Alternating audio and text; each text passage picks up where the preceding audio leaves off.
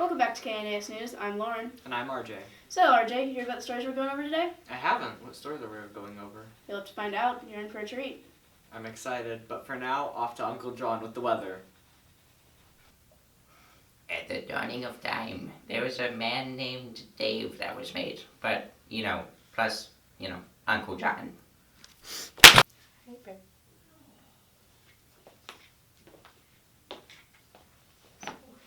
You guys spelled my name wrong. That's okay, I'll get you later. Now, are we on the weather? We're on the weather. Okay. Yeah, we're on the weather.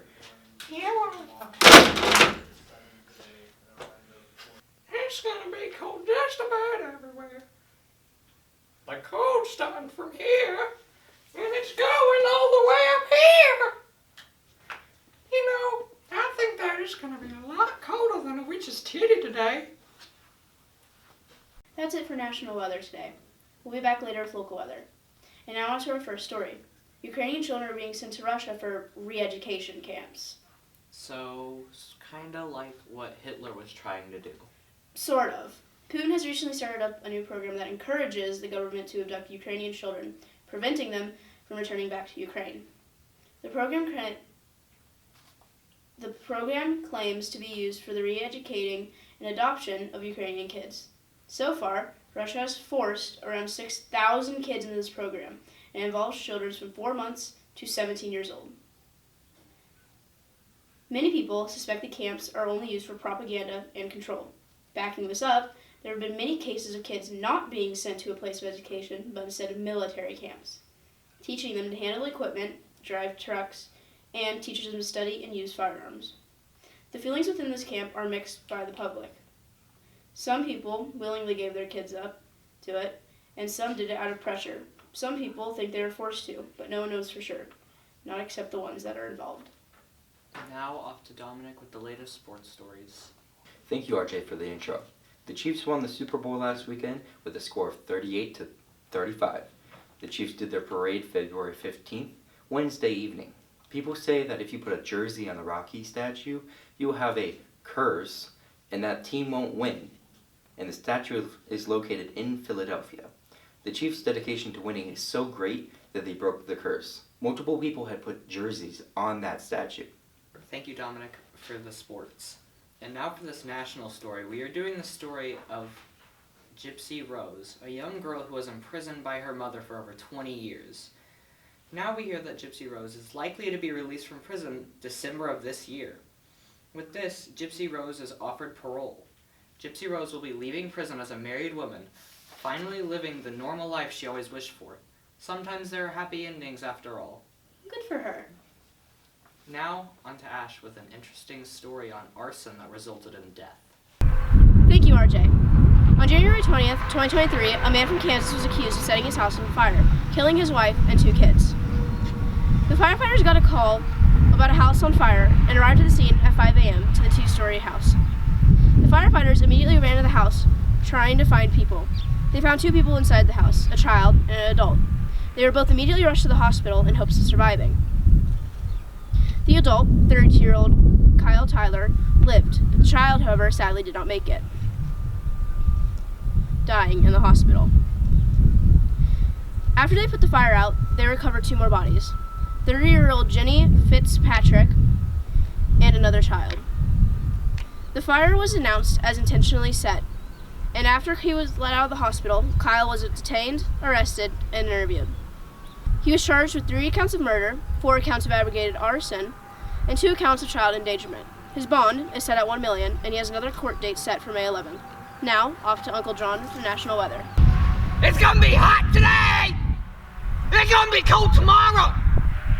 It's gonna be cold the rest of the week! But it's hot today! Welcome back to Santa Fe Trail Sports. I'm Dominic, your sports anchor. We got pretty far in the state wrestling finals, so we all sat there pretty much all day watching wrestling of all of our favorite wrestlers from our school. Some of them did pretty good and some of them did pretty bad, but hey, we won't talk about the bad ones because that's just me. All of our school celebrated that the Kansas City Chiefs won the Super Bowl. Unlike for me, I like the Cowboys, but, not everybody gets to see what they want to see. But yeah, they won the Super Bowl of 2023. Is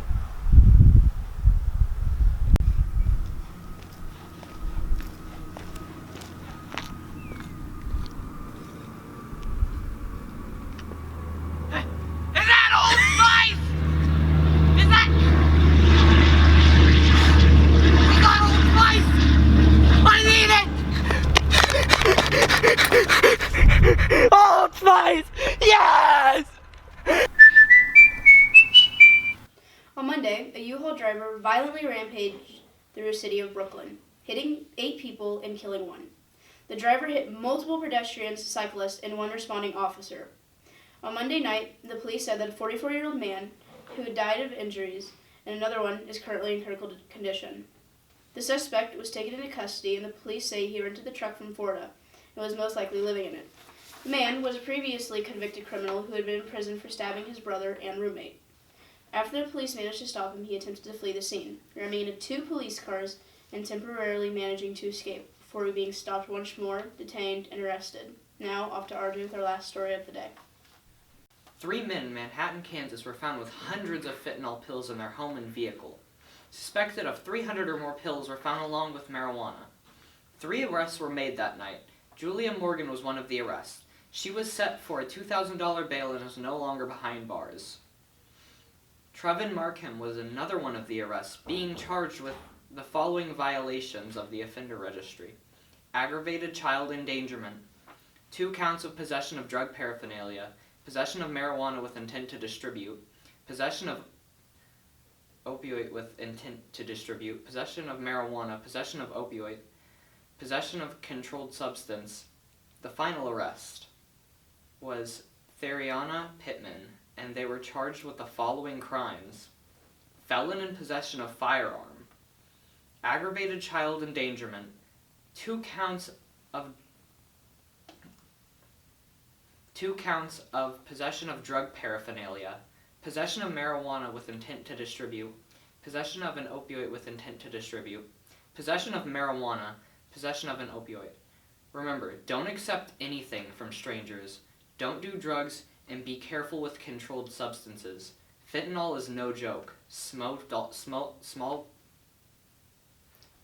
doses are fatal.